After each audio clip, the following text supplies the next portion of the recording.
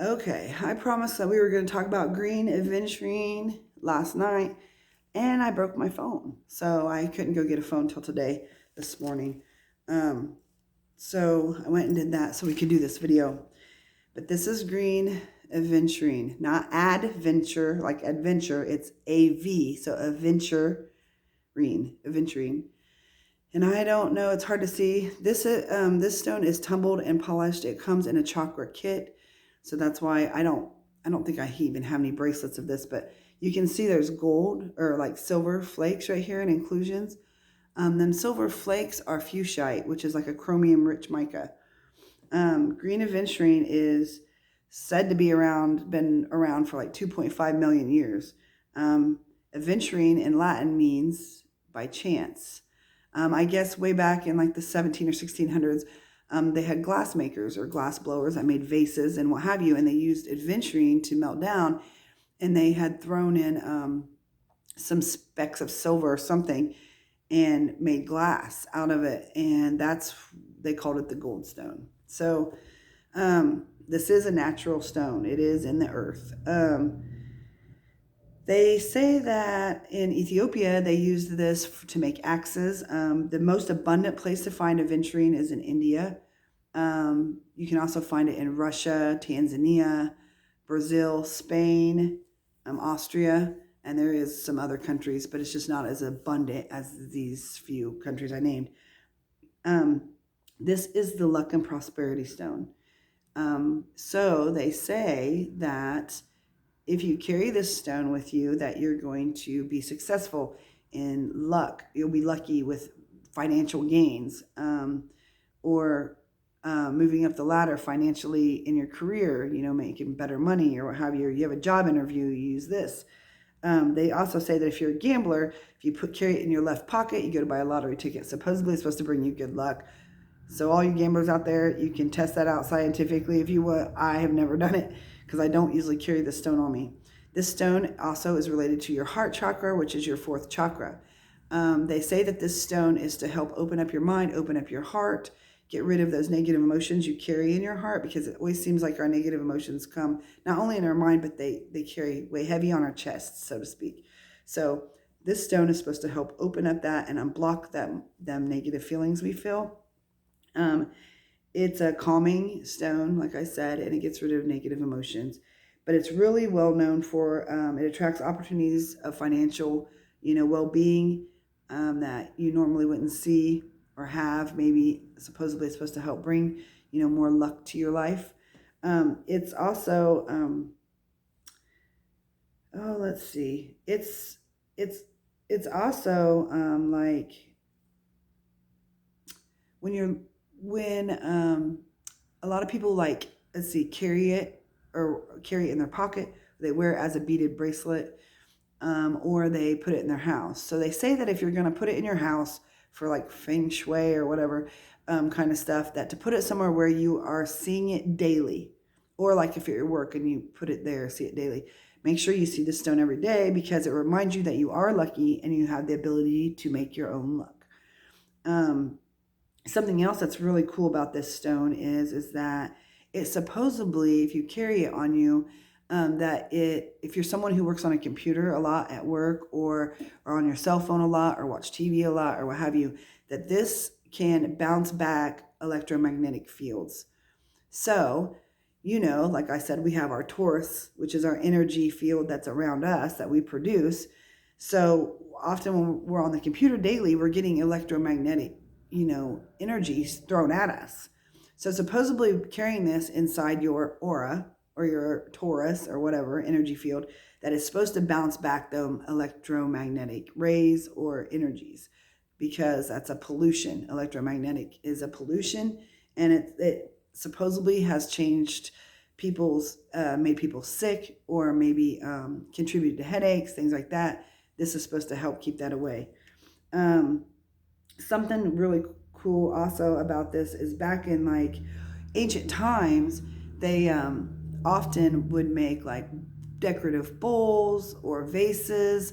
They also say that in I can't remember what country it is off the top of my head. Oh, Tibet. It was in Tibet. They would make statues, big statues, And you, sorry, I'm getting a phone call, so I'm kind of reading it. They would say that they would make this, they would use green aventurine for the eyes because that it helped to had make more power for their statues or their gods or whatever they worshipped back then. It would be like an all-seeing eye kind of thing. It gave them more power. Also, back in the olden days, they supposedly used aventurine stones or mysticists or whatever, used them for medicinal purposes for people who had like heart arrhythmias because they related this stone to your heart. Heart arrhythmias, people who suffer from dyslexia.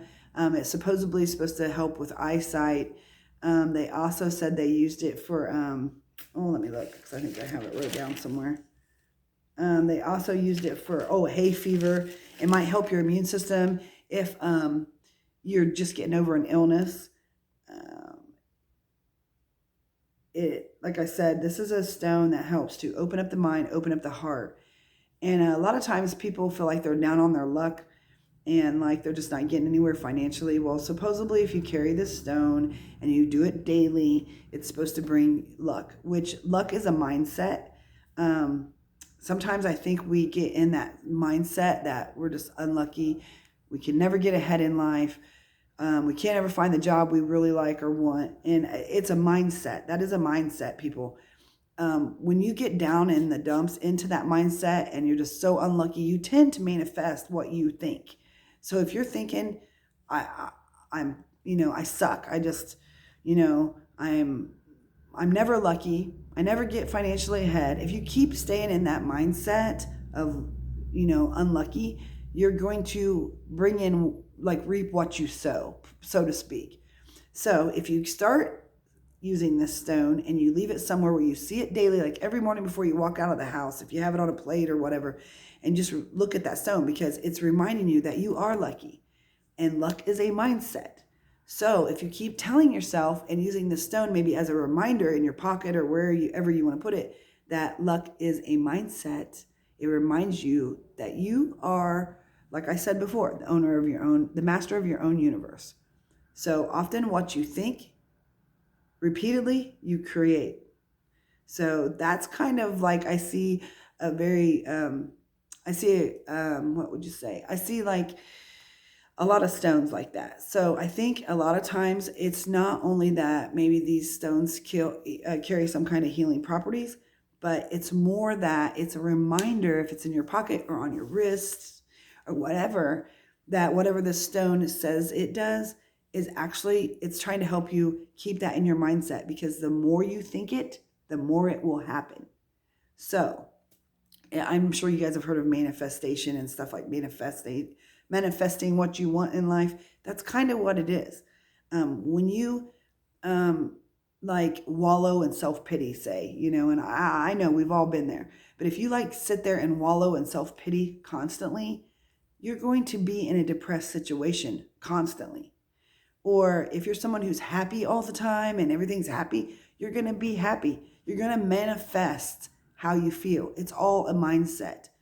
And once you can learn to, maybe use your stones with your own mindset, it's going to make you a stronger person. It's going to make you a stronger person. And I'm not a doctor, and I'm not a psychologist, I'm not a therapist, I'm not a lawyer, I'm not any of those things, even though they say that bartenders are all of those. But I'm just trying to teach you guys that for me, like when I was doing my mediumship, when I'm doing my mediumship and stuff like that, I have to come in with a mindset that I'm good, everything's good, and once I started learning that I control the things around me and I control myself and how I feel inside, no one does that for me. Yeah, there's people that might piss me off, but I acknowledge it and I let it go. Oh well, me and her had a tiff or whatever. I let it go. I don't sit there and dwell on it. And the reason why I don't is because when you sit and dwell on something constantly, it tends to wear you down, and it tends to become your mindset. You start thinking like that. Well, and hold grudges. When people talk about holding grudges, when you hold grudges against people like that, it tends to tear you up. It tears your mind up. It bugs you constantly. What I say is, acknowledge it. You don't have to like that person. I mean, you don't have to not like that person, but you don't have to like that person. You don't have to ever be around that person again if they've pissed you off that much. Just exclude them from your life. You know, you don't have to sit there and dwell on it constantly. So don't do that, because when you get in that mindset, which is a negative mindset, you're going to attract negativity. So crystals, I think, are just like a booster to help us, with our everyday lives, to remind us of that we are the masters of our own universe, and we are the masters of how we feel up here. So that is green aventurine. Sorry for the little lecture. I'm not trying to lecture. I'm just trying to teach you guys, like, once I was able to change my mindset about life in general and was able to look at things, try to always look at things on the positive, even though I had negative things coming at me, I'd be like, okay, tomorrow's a new day. I'll get through this shit. That's how I looked at it. So once I was able to do that, and yeah, I might get ticked off for a couple minutes here or there, then I think, oh geez, I've had worse shit happen to me. So you got to kind of look at things like that. So this is green aventurine. If you are someone who likes to gamble, you might want to put it in your pocket, in your left pocket, though, they say. And if you're somebody who just needs to be reminded that you're lucky, put it somewhere where you see it daily. Or if you're on the computer all the time, to ward off those electromagnetic energies, set a piece on your desk or wear it on an amulet or a bracelet or in your pocket, what have you. And that's green aventurine. I'll probably try to do a video on, let's see what else we got in this chakra set. Oh, golden quartz, which this is quartz also. It's just a darker quartz. But so we'll try to do like golden quartz, because I'm going through my chakras first before I start showing you big things like this dream crystal, which is really cool, because this is a geode that was cracked in half. So this is a dream crystal, actually. But we'll go through some of those. And I also do have like a piece of raw quartz sitting right here, which you can see.